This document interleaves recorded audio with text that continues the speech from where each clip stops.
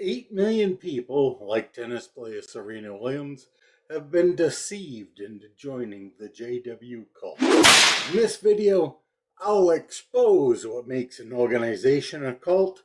I'll show you a blatant example of their deceit in action, and I'll explain how such cult methods are harmful and sometimes even deadly. Thanks for stopping by. I'm XJW Curious, but my friends call me Pete. Please excuse this mess behind me. I'm remodeling my studio for the new year. I figure I should give you something a little different to look at. I don't know though. I kinda like the blue background. What do you think? But I digress.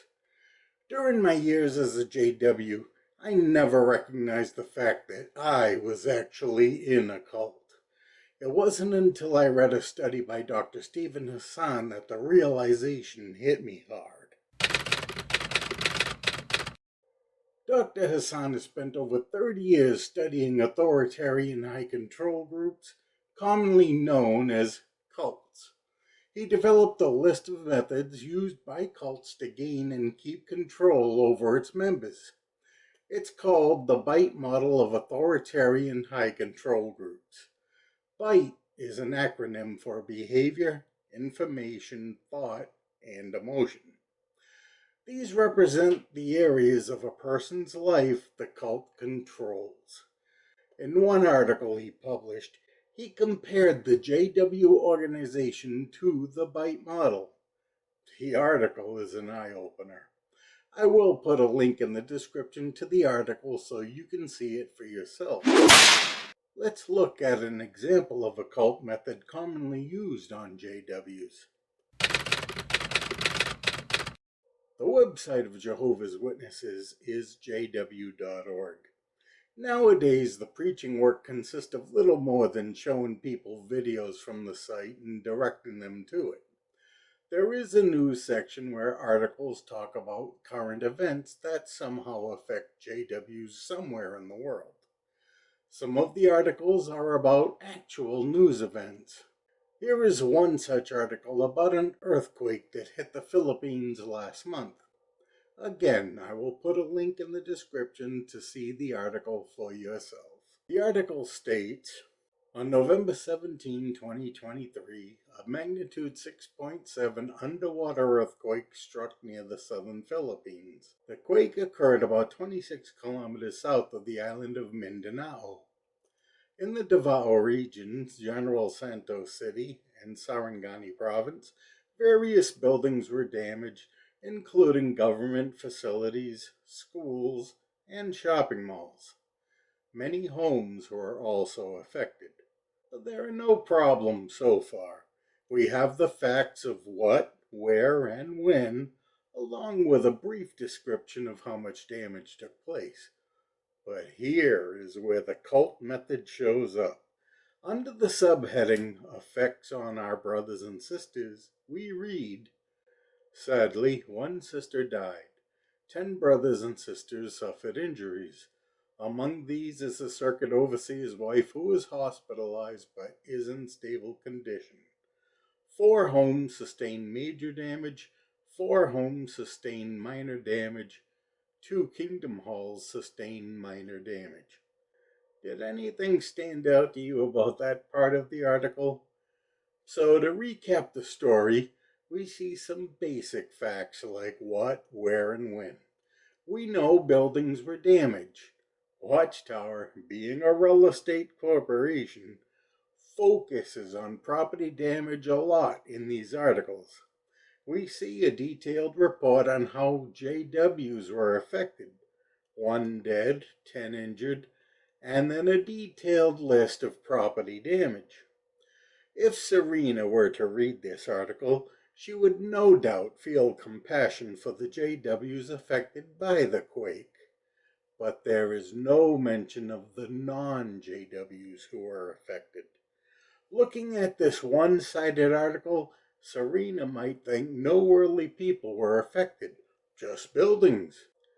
But let's read a news report from a real news outlet. At 16:14 PST on November 17th, 2023, the province of Sarangani on the island of Mindanao in the Philippines was struck by an earthquake measuring 6.7. At least 11 people were killed, and another 730 were treated for injuries. At least 644 houses collapsed. Up to 4,248 others were damaged. Let's compare some simple numbers, shall we? Looking at these numbers, do you see why Serena is blindfolded in the video thumbnail? The JW leaders are not letting members like Serena see the whole story. This is part of the information and thought control methods that were shown in the bite model. According to the bite model, the technique of only telling a part of the story falls under information control. Specifically, Dr. Hassan says cults compartmentalize information into outsider versus insider doctrines. This is clearly seen in the way the JW site reports only the affected JW people and property. JWs are told not to trust any source of information other than the Watchtower. Looking at their website news coverage, we definitely see another cult method: extensive use of cult-generated information and propaganda, including newsletters, magazines, journals, audio tapes, videotapes, YouTube, movies, and other media. The cult tries to be the only source of information for its members. This lets them misinform them about what is really going on around them. This allows the cult to create a false reality. By creating such an enclosed environment, the cult is also using thought control over its members. This causes members to organize people into an insiders versus outsiders mentality. When a cult gains such control over its members, they can exploit the trust of its followers.